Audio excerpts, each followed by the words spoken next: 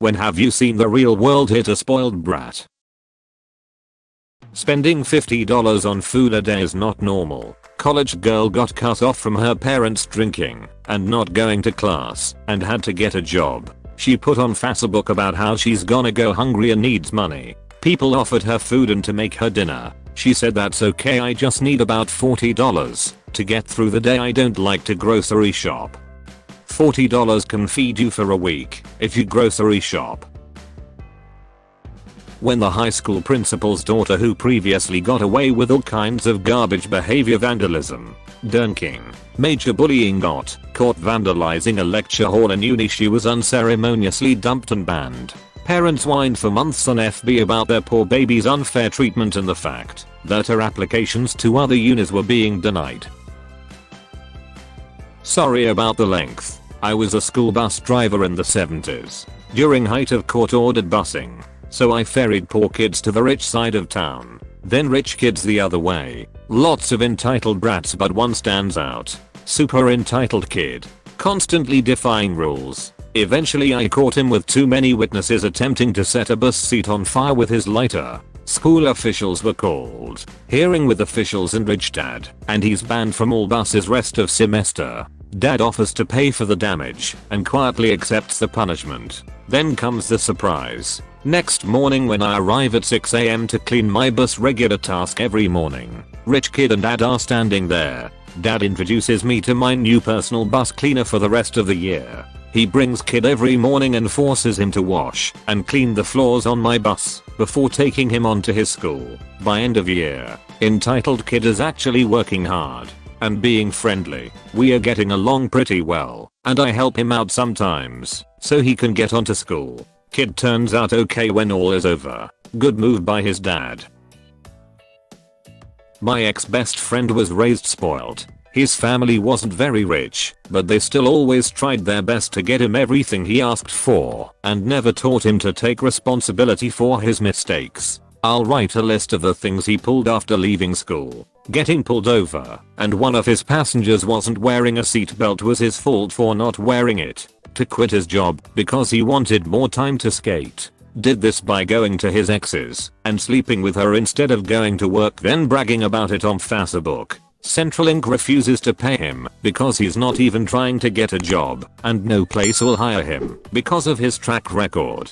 3. Sexually assaulted a 14-year-old girl at a party. He was 21, somehow managed to get away with that. Also, this wasn't some massive drinking party, it was a family BBQ. 4. Assaulted a bouncer at a nightclub and then assaulted the police who tried to arrest him. Spent a week in jail for that. 5. Moved to Melbourne then Sydney and ended up being homeless for a couple years and is currently homeless in Germany. 6. Another time he was skateboarding in a Hungry Jack's car park and a policeman asked him to move on. Not sure how it got to this, but he ended up assaulting the policeman and taken to the station. His family had a friend who was a cop and stuck his neck out to get him released, and he then tried to sue the cop who arrested him for assault. Also, he had a 15-year-old kid with him at the time who was drunk and high, so as well as assault he was facing a charge of supplying to minors. 7. Caught a train from Sydney to Melbourne and didn't pay. Thought he got away with it until his mum got a $350 fine in the mail. He never officially moved out.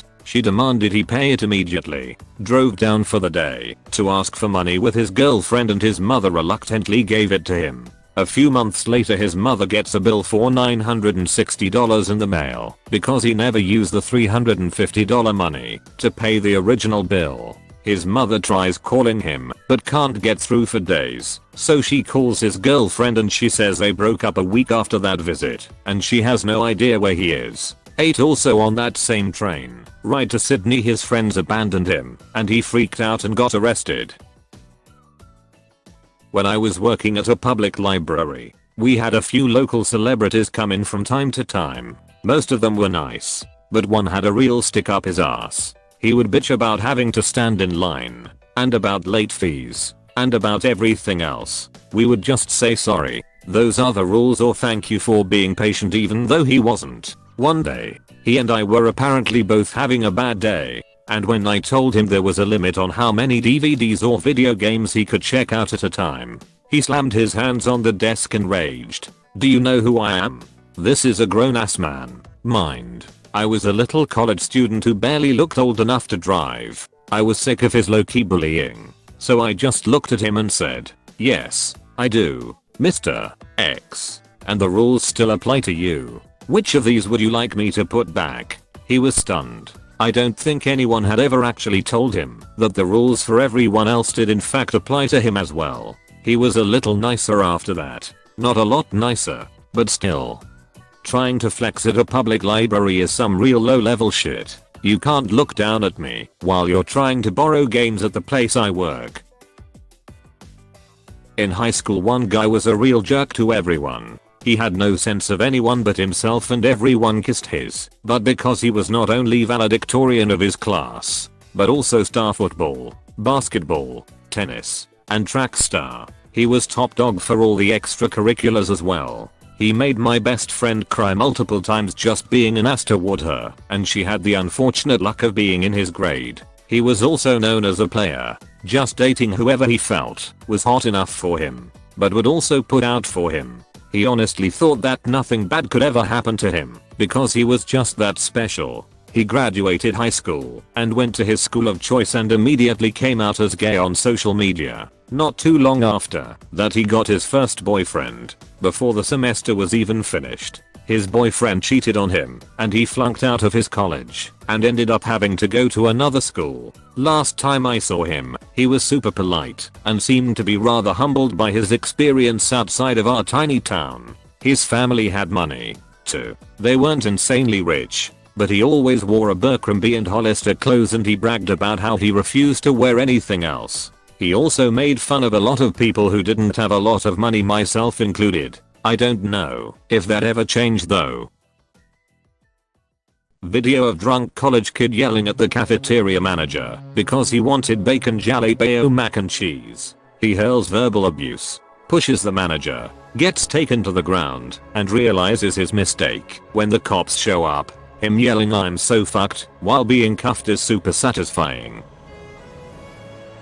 When my brother was in school, he was horrifically bullied for being autistic, and his bully was the most entitled little shit I've ever had the displeasure of meeting.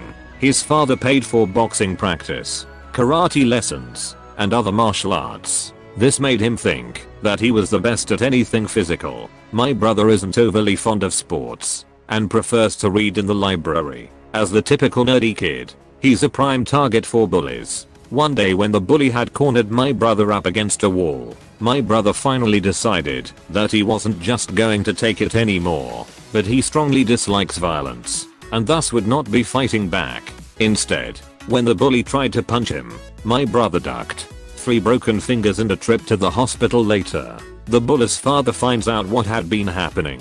All his extra classes / training were cancelled. He had all of his electronics and games sold, and if he wanted to have a car, he would have to work for every penny himself. A kid in college was a roommate of a friend of mine. He was always bratty and spoiled, but hung out with us as if he were a good friend, and we let him chill with us because sometimes he wasn't bad. Then one day we heard him arguing with his mom on the phone that he needed more money. From the ensuing argument we learned that he had, in less than 1 year, burned through 30 grand that his parents gave him for food and discretionary spending. Mind you, he was not paying for tuition or lodging or his car with this money. It was basically just food money, as all those other things were also already covered by his parents. He was calling his mother some really nasty things and hung up on her. Then his father called and they got in an argument, cussing each other out. At the end of that call he threw his iPhone at the wall and shattered it. This was the original iPhone. Turns out they cut him off and basically he had to drop out of school and drive back home out of state because he couldn't afford to do anything anymore and of course was too good to work a plebs job. He added me on Facebook about a year later and was a late blooming 9/11 truther. Obama was president by this time and the only thing I ever said to him on FB was a simple reply correcting one fact he was wrong about in his 9/11 conspiracy theory. He then posted like 4 replies in quick succession telling me to open my eyes, and then blocked me. Simple and pure example for my part. There was only one coffee shop on my campus, operating out of the library building, and it was always crowded. You pretty quickly learned that if you wanted coffee before class, you got there 20 minutes early, grabbed a newspaper I mold, sue me and took your time. It was always funny watching incoming freshmen crowd the line 5 minutes before their 8 AM and slowly filter out in despair as they realized there was absolutely no way they were reaching that sweet Sumatra Nirvana in time. Cue this little freshman girl, dressed in the classic campus t-shirt, jean shorts, blonde ponytail coming out the ball cap starter pack, walking up, assessing the line stretching out the door, and boldly deciding to just sorta skip it. Now the baristas were usually pretty cool with people skipping for simple things, dropping down a quarter for some scantrons or a buck for a cookie, anything that didn't require interaction. Not this girl. She caught the barista's attention while the previous customer was still paying and went, "Hi, yeah, can I get a latte please? Like really quickly? The line starts back there," replied the now slightly confused girl behind the counter. "But I have class," whined the freshman. There was an awkward pause before the barista responded. "You are on a college campus. Are you freaking serious? Why do you think all these people are here?" "Back of the line." "Oh," was the only thing the freshman girl thought to say, as she turned to look at a line full of people staring daggers back at her. She looked not upset or embarrassed, but sort of enraptured by this newfound understanding she's just been imparted. It's like for first time in her entire life she realized that other people were in her way for reasons. It was actually kind of beautiful to watch, like a baby learning to walk for the first time. Better late than never.